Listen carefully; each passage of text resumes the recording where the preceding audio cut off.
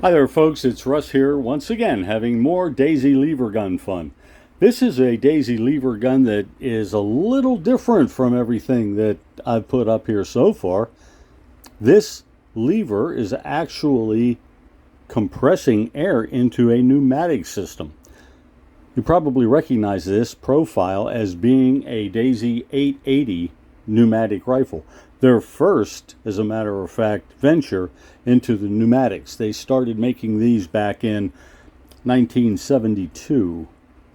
And this is within those first few years. I think the stampings on this tell us it was made in August of 1977. So it's an earlier model of the 880. It has, instead of a plastic lever, it has an assembly, made of steel and aluminum alloy. The side plates on this are made of aluminum alloy. As the trigger guard is, it's part of the side plate on this side. Metal trigger. It has a, if you look at here, this is the rear sight, 2 screws holding it on. I think you could probably get some windage adjustment out of that. And it has the ramp for elevation on the rear sight. It still has what we recognize today as the front sight, kind of a ramp post assembly. But this one does not have a rifled barrel. They started putting rifled barrels in these at a later time. The 880 is, I have to say, my favorite whenever it comes to the plinking guns that Daisy made, because it's pneumatic and has more power and smoother release on the trigger. Whenever we're using something like our Red Riders or any of the other guns that use a regular cocking system with a plunger and spring inside with the abutment, they always have a little bit of a punch to them, a little bit of a recoil. Not heavy, but also not very smooth. These 880s, because they're pneumatics, it just opens a little release valve inside. All the pressure immediately goes behind the projectile, and you're ready to go. I really like the 880. It's one of my faves. I had to do a little work on this particular one, though. What I found was there was an obstruction inside the barrel. Let me see if I can give you some idea where it was.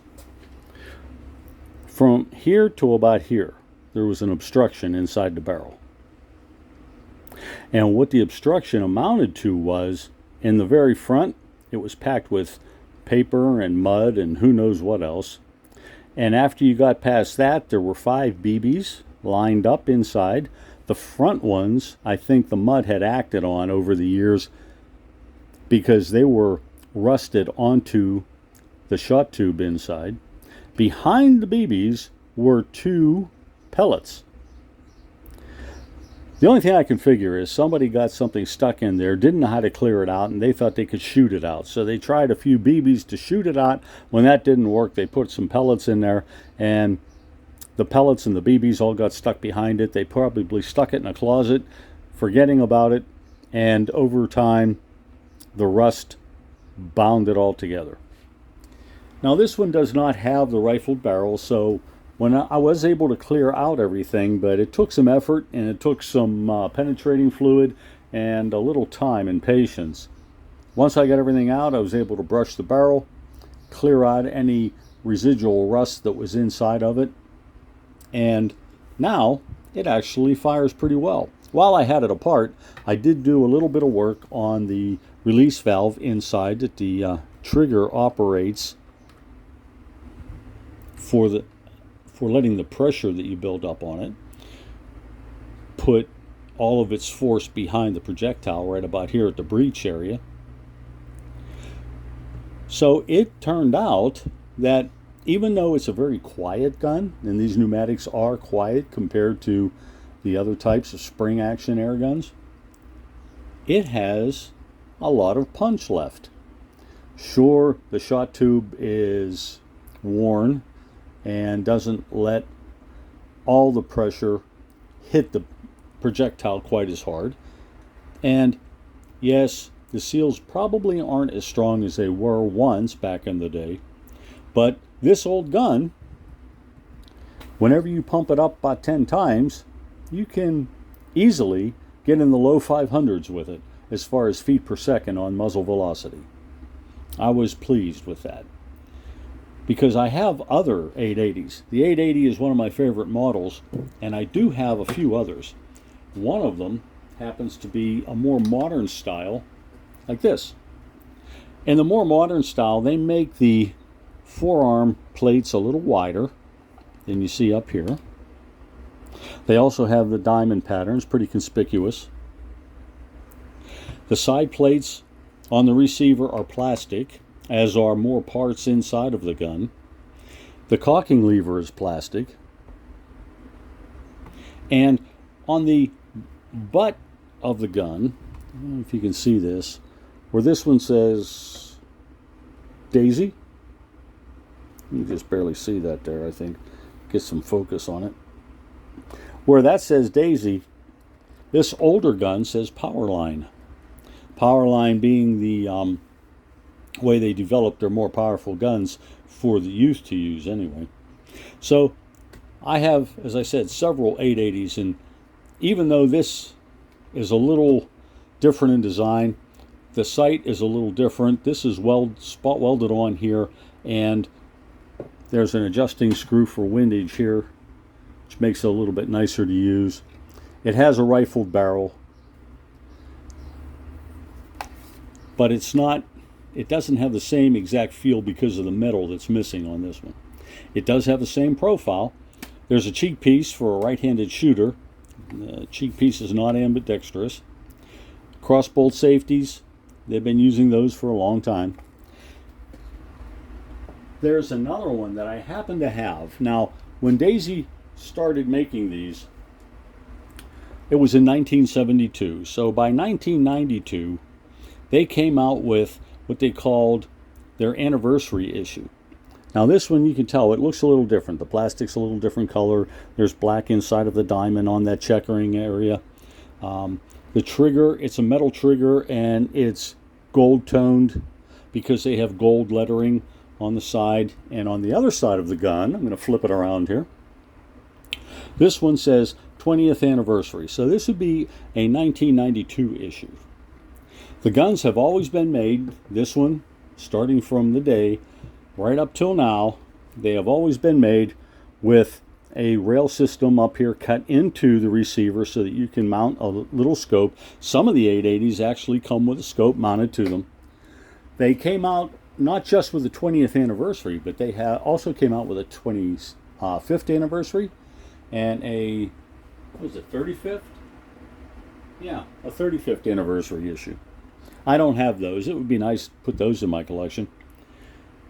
But I was happy that this gun wasn't all torn up inside. It actually withstood the test of time pretty well. And I'm going to put this one back down here, if you don't mind.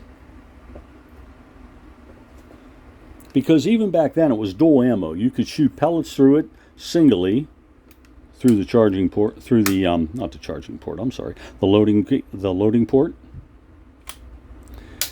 Or you could put BBs in here and it will self-load the BBs one at a time whenever you draw the bolt back. So even back in the day, you were able to use, if you can see that, yeah. Even back in the day, you were able to use dual ammunition in these. I was testing the Crony on these, excuse me, with BBs only. Although I like shooting pellets, they're more accurate, of course, because of the rifling and the barrels on the newer ones, and just because of the shape of them, they fly better than a sphere does. On this gun, as I said, I was surprised. I was getting high readings in the 400s, even on 10 pumps. On this gun, which I pulled right out of the closet and decided to take a few shots with it, on 10 pumps, I was going beyond 600 feet per second, and this gun hasn't had really, and I'm ashamed of myself, much cleaning or maintenance since, since I stuck it in the closet and got busy doing some other projects.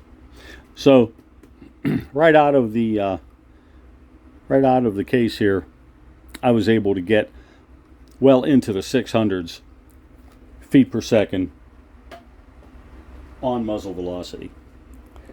Well, there you have it, folks.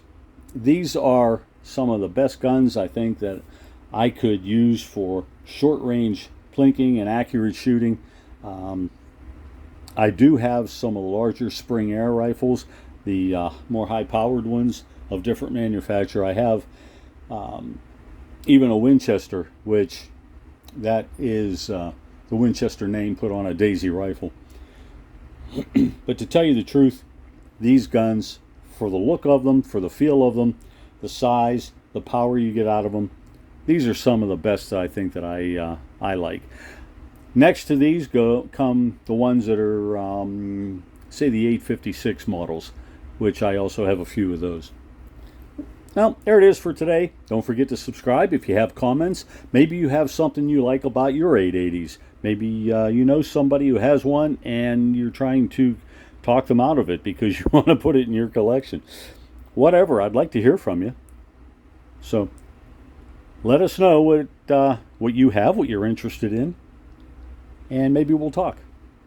Have a good day.